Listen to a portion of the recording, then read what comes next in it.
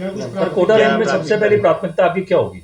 पहली प्राथमिकता ये होगी कि आम जन में जो हमारा पुलिस का ध्येय है विश्वास हो और अपराधियों में भय हो। इसके लिए हम सांप्रदायिक सौहार्द भी मेंटेन करेंगे, संगठित गिरोह से जुड़े हुए लोगों पर प्रभावी कार्रवाई करेंगे और कानून व्यवस्था की स्थिति कोई डिस्टर्ब करेगा तो उसके खिलाफ हम सख्त कार्रवाई करेंगे। और कोई भी व्यक्ति सहज रूप से पुलिस स्टेशन हो, चाहे पुलिस अधीक्षक कार्यालय हो, सीओ कार्यालय हो, एडिशनल एसपी ऑफिस हो, चाहे मेरा ऑफिस हो, बेझिझक हम लोगों से संवाद कर सके, अपनी समस्या हमारे सामने रख सके, ये मेरा प्रयास होगा। भीमगंज मंडी थाना जो बिल्कुल शांत इलाका था उसमें लगातार वारदातें बढ़ रही हैं और वहाँ पे फरियादियों की बात नहीं सुनी जा रही, इसको लेकर आपका किस तरह से कार्रवाई होगी? क्योंकि मैंने 2 ही दिन पहले ज्वाइन किया है और आपको पता ही थी कि एक दुखद घटना झालावाड़ हुई और सीधा ही मैं उदयपुर से आया और उधर चला गया था। अगर ऐसी कोई परिस्थिति होती है तो निश्चित रूप से हम देखेंगे और इस स्थिति को सुधारेंगे।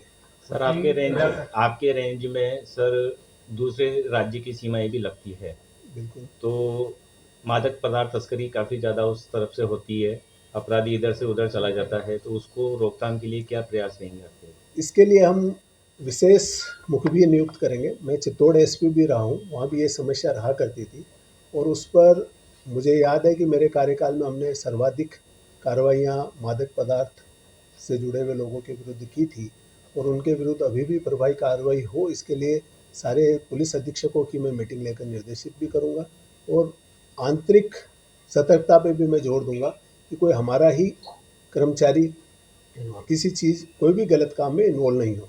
इस पर हम सख्ती से कार्रवाई करेंगे। सर कोटा में ऑर्गेनाइज क्राइम को लेकर आपकी क्या रणनीति रहेगी? ऑर्गेनाइज्ड क्राइम के लिए मेरी ये मान्यता है कि अगर पुलिस सतर्क रहेगी तो किसी भी तरह के अपराध को रोका जा सकता है और उस पर हमारा पूरा प्रयास होगा। सर चाकूबाजी भी कोटा में ट्रेंड चलता है, लगातार चाकूबाजी तो ट्रेंड ये मुझे आज ही ऑफिस बैठा था तो ये बताया गया था कि यहाँ चाकूबाजी का चलन कुछ ज़्यादा है।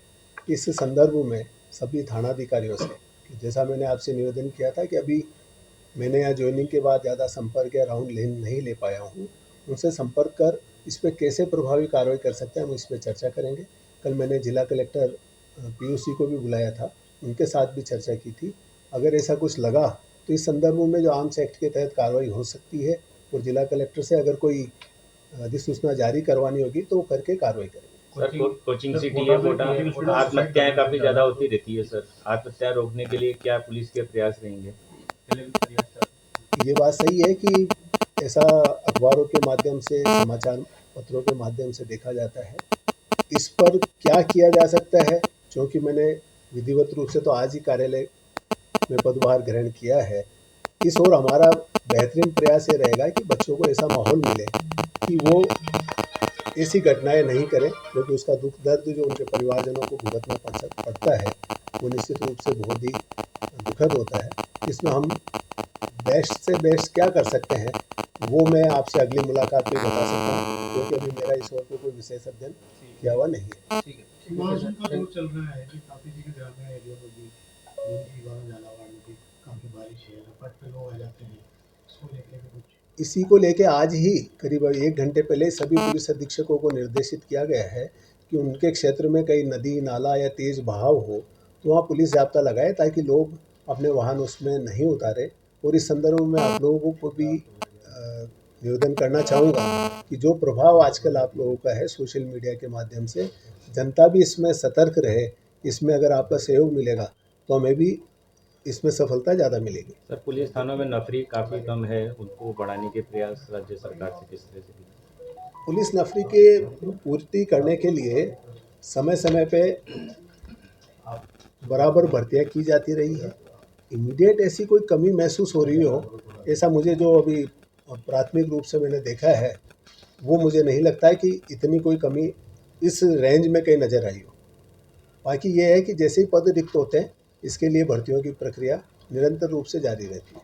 सर ये शराब माफिया और रेत माफिया काफ़ी सक्रिय हैं रेंज में, बूंदी से आती हैं और बाकायदा कोटा के अंदर डंपर के डंपर आते हैं। इन पर रोकथाम के लिए क्या करें? मैंने आपसे शुरू में कहा था कि जो संगठित गिरोह है या अपराधी है उनके विरुद्ध उनको चिन्हित करके हमारे द्वारा प्रभावी कार्रवाई की जाएगी। रेलवे कॉलोनी, बीमल मंडी और नयापुरा, इन इलाकों में रात को 11 बजे तक खुलेआम शराब बिक रही है, थानों से 20 मीटर दूर। पूरे कोटा में ही मिल रही है सर। कोई रोकने वाला नहीं, कोई रोकने वाला नहीं है। कोई रोकने वाला क्यों नहीं, आबकारी विभाग और पुलिस विभाग इसके लिए बने हैं। आबकारी विभाग और मैं पक्का विश्वास दिलाता हूँ कि इस पे हम प्रभावी कार्रवाई करेंगे। अगली बार जब मुलाकात होगी तो आप लोग खुद कहेंगे कि इस पे अंकुश लगा है, परंतु अभी बढ़ रही है सर। इसमें लोगों का ये आरोप रहता है रात को पुलिस गश्त नहीं करती, इसलिए चोरियां होती है। मेन चौराहों पर भी गश्त नहीं करती, तो इसके लिए क्या किया जाएगा? गश्त की व्यवस्था सुधारी जाएगी।